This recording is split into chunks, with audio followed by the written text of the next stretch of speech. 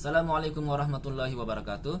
Dalam video kali ini saya akan sharing pengalaman saya di atas kapal SPOB atau sejenis kapal tanker, yaitu mengenai Chief Officer Standing Order ketika kapal dalam kegiatan cargo operation. Buat teman-teman yang bingung atau belum tahu ketika nanti akan bekerja di atas kapal tanker, mudah-mudahan setelah melihat video singkat ini mendapatkan sedikit gambaran apa saja yang dilakukan kru ketika kapal dalam kegiatan cargo operation di atas kapal tanker. Dan apabila ada yang kurang atau salah, silahkan tambahkan di kolom komentar. Di sini saya bukan mau mengajari atau menggurui, saya hanya sharing agar mendapatkan ilmu dan sedikit menambah wawasan buat saya pribadi dan buat teman-teman warga YouTube tentunya. Oh ya teman-teman, di sini saya menggunakan baju muslim gamis dari Iqbal Ibnu Marsaid. Bahannya premium, kuat, gak transparan, pokoknya nyaman dipakai. Bagi teman-teman yang berminat, silahkan hubungi nomor yang ada di deskripsi atau bisa langsung DM di Instagram. Oke, kita langsung saja ke topik pembahasannya. Simak video ini. Chief Officer Standing Orders untuk Cargo Operation.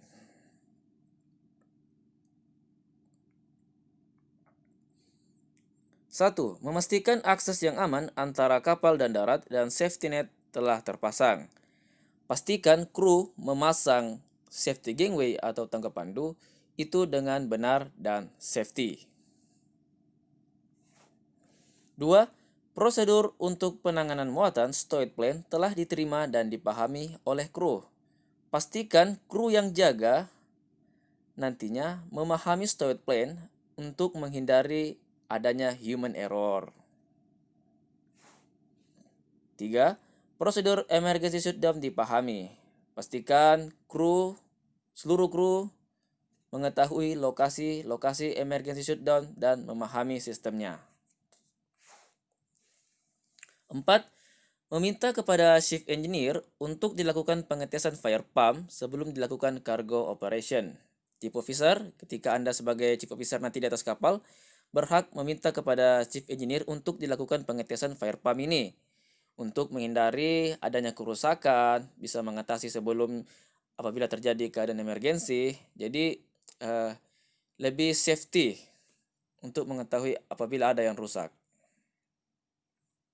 5. Kapal telah ditambatkan dengan aman dan mengontrol kondisi tali yang terpasang di boulder secara berkala selalu dalam keadaan aman.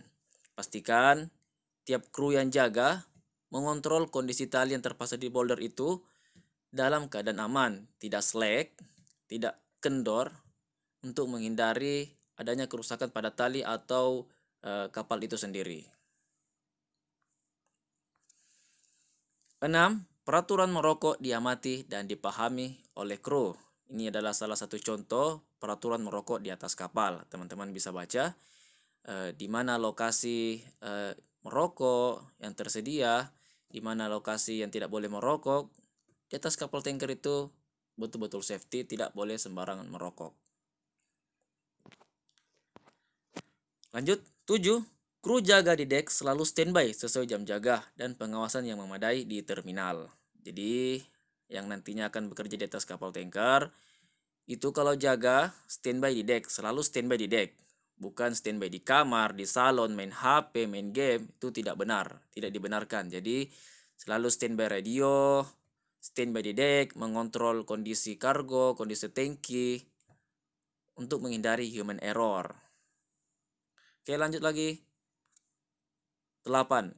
Sistem komunikasi antara pihak terminal dan kapal tersedia untuk operasional. Nah, tiap terminal itu pasti ada channel kerja. Biasanya 08K, 06, 19, 09, 10. Itu berbeda-beda. Minta komunikasi nanti kepada terminal. Channel berapa yang dipakai untuk dilakukan operasional kerja. Lanjut. 9. Laju bongkar muat atau bunkering telah disetujui. Kru harus mengetahui berapa flow rates, berapa laju bongkar muat atau muat yang telah disetujui oleh Chief Officer dan Loading Master. Lanjut. 10. Memastikan alat pemadam kebakaran di atas kapal dan darat telah diposisikan dan siap untuk digunakan. Nah, Anda sebagai kru harus mempersiapkan selang pemadam, tabung apar di dek ketika kapal dalam kegiatan cargo operation. Nah, Anda sebagai chief officer, pastikan semua itu terlaksana. 11. Selang kargo atau bunker dalam kondisi baik, terpasang dengan benar dan telah diperiksa. Oke, Anda sebagai kru jaga, pastikan selang kargo itu kondisi baik dan terpasang, tidak ada rembesan pada gasket atau packing. Pastikan Anda kru jaga cek secara berkala ketika melaksanakan dinas jaga di dek. 12. Semua pintu akomodasi dan jendela akomodasi, pintu store dan kamar mesin harus tertutup. Maksudnya pastikan kru yang jaga atau maupun tidak jaga kesadaran diri sendiri itu pintu harus selalu keadaan tertutup, teman-teman ya. Lanjut, 13. Tanda pemberitahuan signal darurat dan prosedur penghentian operasi yang digunakan pihak kapal dan pihak darat telah dipahami. Nah, untuk poin 13 ini biasanya pemberitahuan signal darurat itu stop 3 kali. Stop, stop, stop. Melalui radio atau melalui secara visual. 14. Peralatan darurat tumpahan minyak di kapal berada dalam posisi dan siap untuk segera digunakan. Siapkan sopep, tersedia sodas, ada oil absorbent, oil dispersan, oil boom, sen, scope, itu posisi standby dan siap untuk digunakan. Dan apabila terjadi keadaan tumpahan minyak, itu bisa ditanggulangi dengan cepat. Lanjut, 15. Memastikan valve yang beroperasi dan tidak beroperasi itu diberi tanda. Nah, Anda sebagai kru yang jaga, pastikan valve yang beroperasi dan tidak beroperasi itu diberikan tanda agar tidak terjadi miskomunikasi atau human error ketika nantinya jaga di pump room. 16. Scupper plug telah dipasang tertutup dan dipantau secara terus-menerus. Nah, pastikan scupper plug ini dipasang tertutup dan dipantau secara terus-menerus. Kenapa dia dipantau secara terus-menerus, secara berkala? Karena ketika hujan, air tergenang di dek, itu air hujannya itu harus dibuang untuk menghindari yang nantinya muatan overflow atau luber tidak langsung jatuh ke laut minyaknya. Jadi dia tergenang di dek. Nah, kalau ada air, full air ya otomatis minyaknya akan tumpah ke laut karena mengingat minyak itu lebih ringan daripada air. Oke, lanjut.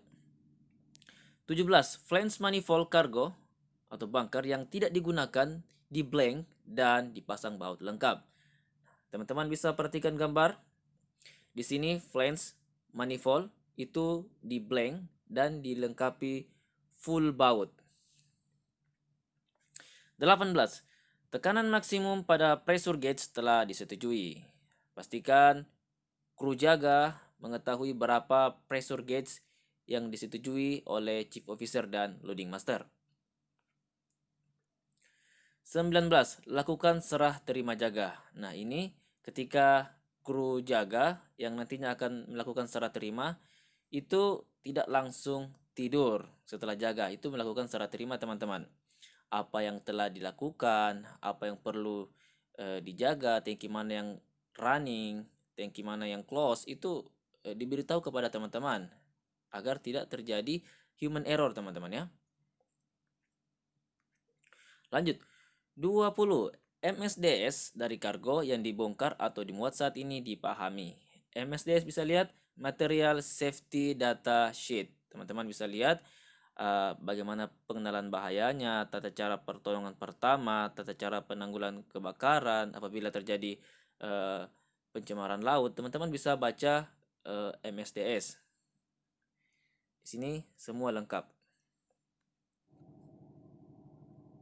Safety first, utamakan keselamatan. Ini adalah pengingat agar kru meletakkan faktor keselamatan di urutan pertama.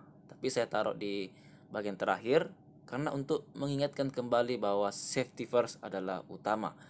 Artinya, keselamatan harus menjadi prioritas yang perlu dipertimbangkan sebelum memulai sebuah kegiatan dalam pekerjaan. Oke, thank you. Salam pelaut Indonesia. Sekian sharing mengenai Shift Officer Standing Orders kali ini. Semoga bermanfaat dan menambah wawasan buat teman-teman yang ingin bekerja di kapal tanker. Terima kasih udah nonton video ini.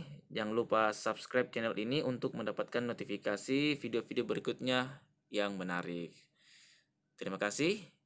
Sekian. Wassalamualaikum warahmatullahi wabarakatuh.